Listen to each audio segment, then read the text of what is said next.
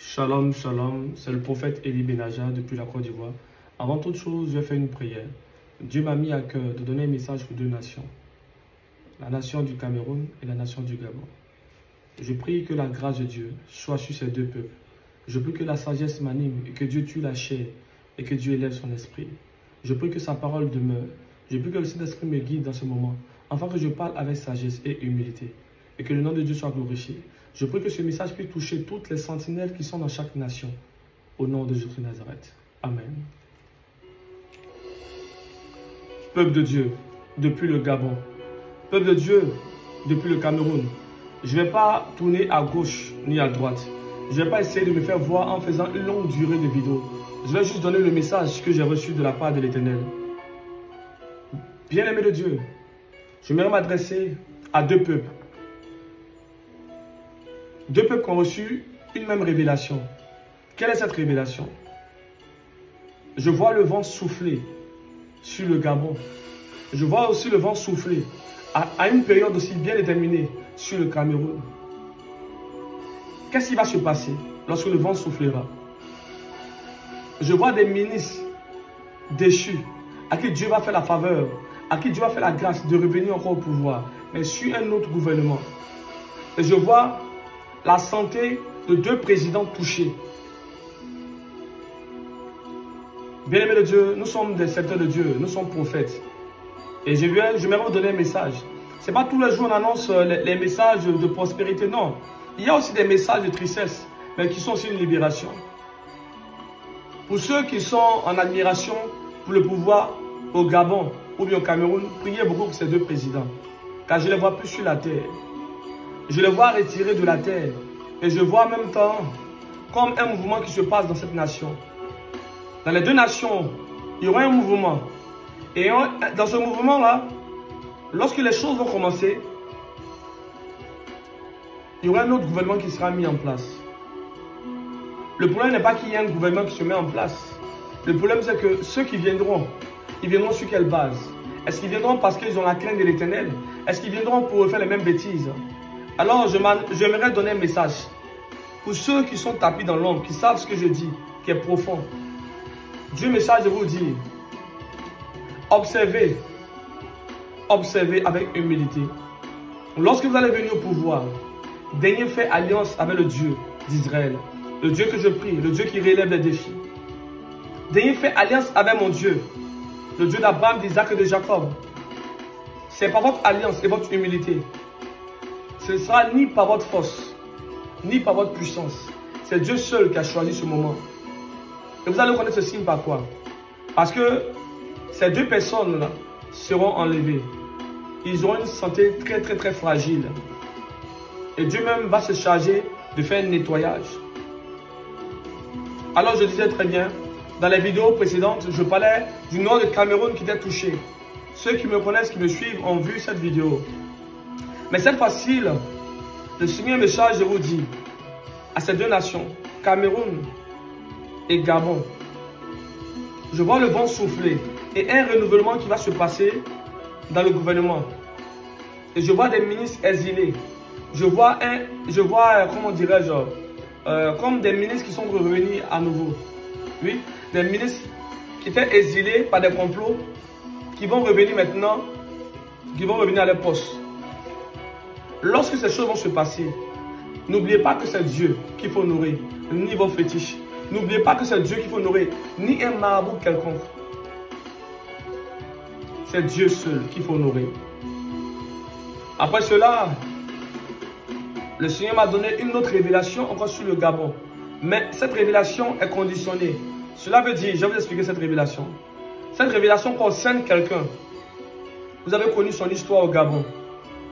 Mais par sagesse, je donnerai cette révélation après l'accomplissement de ces choses qui vont arriver. Quand les choses vont commencer à se manifester, lorsqu'il y aura vraiment un mouvement, le vent, dans cette nation, et que les choses vont s'accomplir, je viendrai encore pour vous donner le second message. Pour une personne qui était un signe pour le Gabon. Oui, je vous dis en vérité, il était un signe pour le Gabon. Il est aussi un signe pour le Gabon.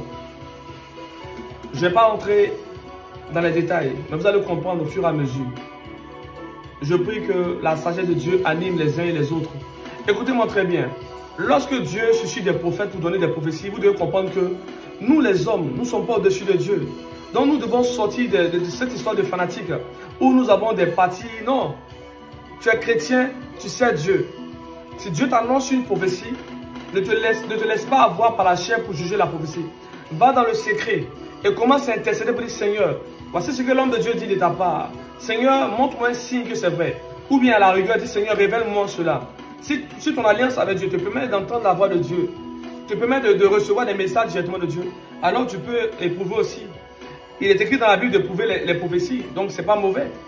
Vous avez le droit, étant chrétien, de prouver les prophéties par vos prières.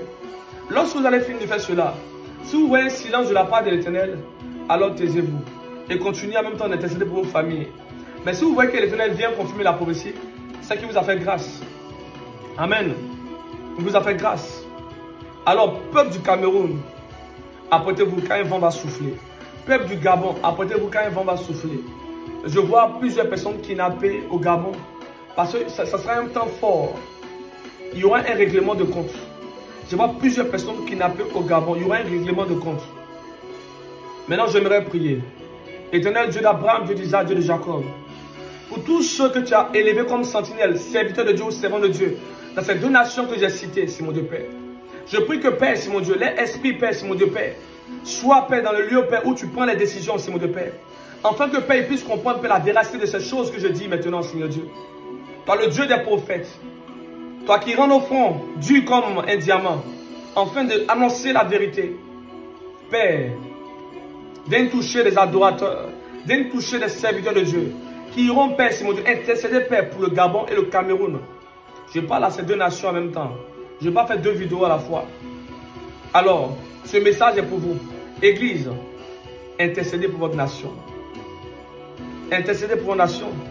Car la paix dépend de la nation où tu résides. Si ta nation est comment dirais-je, est bousculée par le monde des ténèbres, où le sang va couler, ta famille sera frappée. Peut-être que toi tu seras protégé à cause de ton alliance avec Dieu. Mais ta famille, c'est pour ta famille que tu pries. C'est pour ton frère et ta soeur que tu pries. Alors c'était le prophète Élie Chama. Je prie que la grâce de Dieu touche les uns les autres. Je prie que ce message puisse toucher plusieurs personnes. Je prie que ce message puisse toucher des personnes humbles. Pas des personnes qui sont encore bébés spirituels, qui ont tendance à juger les prophéties dans la chair. Ne prends pas le risque d'être frappé par Dieu. Car Dieu est dans le ciel et toi tu es sur la terre. Je prie par la grâce de Dieu que le réveil vienne, que le réveil arrive dans cette nation depuis le Gabon, depuis le Cameroun. Je prie par la grâce de Dieu que la main de Dieu se manifeste puissamment et que plusieurs vies soient libérées. Je lève le nom de Jésus-Christ de Nazareth. Je lève le nom du Dieu vivant, le Dieu d'Abraham, d'Isaac et de Jacob. Et je scelle toutes ces prières maintenant dans le sang de Jésus-Christ. Je fais appel à toutes les hôtels qui ont été bâtis afin que le nom de Dieu soit glorifié. J'aimerais dire, pour une dernière fois, à tous ceux qui ont été exilés, à cause des coups, à cause des trahisons, à cause des coups montés, à cause de votre grâce. Dieu vous a exilé, c'est vrai. Vous avez eu des douleurs, mais c'était pour votre bien. Quand en étant exilé, votre vie a été sauvée. Du moins, vous avez eu la vie sauve. Alors, bénissez le nom de l'Éternel, car bientôt, un jour nouveau se réveille. Un jour nouveau se lève sur votre nation. Un jour nouveau se lève sur votre nation.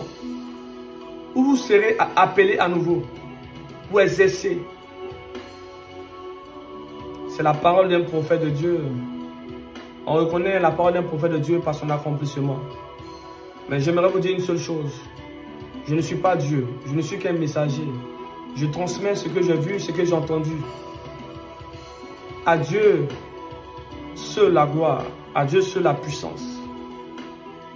Mais j'aimerais aussi que les sentinelles, les prophètes et les pasteurs qui jeûnent pour les nations puissent discerner la prophétie, puissent écouter attentivement.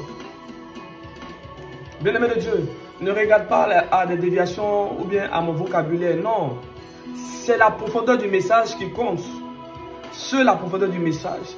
Le message qui va changer la vie de plusieurs personnes.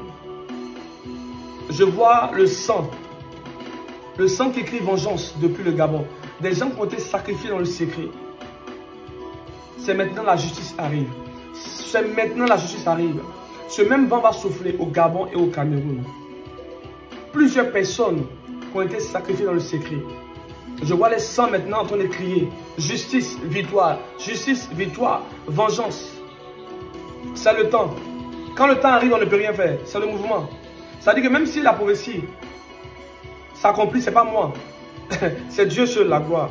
Ce n'est pas parce que je suis un grand prophète, non. C'est juste que Dieu choisit qui il veut pour donner un message, c'est tout. Voilà. Dieu choisit qui il veut pour donner un message.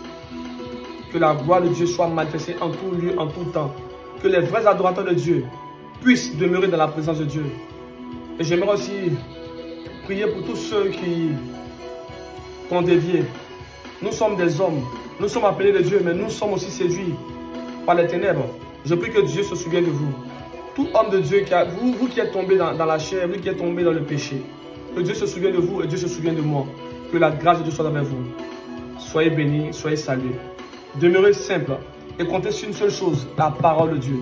Comptez sur la parole de Dieu. J'ai vu plusieurs hommes mourir pour les politiciens. Et la vie a continué. J'ai vu plusieurs hommes mourir pour les politiciens. Et la vie a continué. Il est temps qu'un réveil arrive. Il est temps que la gloire de Dieu se manifeste. Mais la gloire de Dieu, ça va se manifester comment?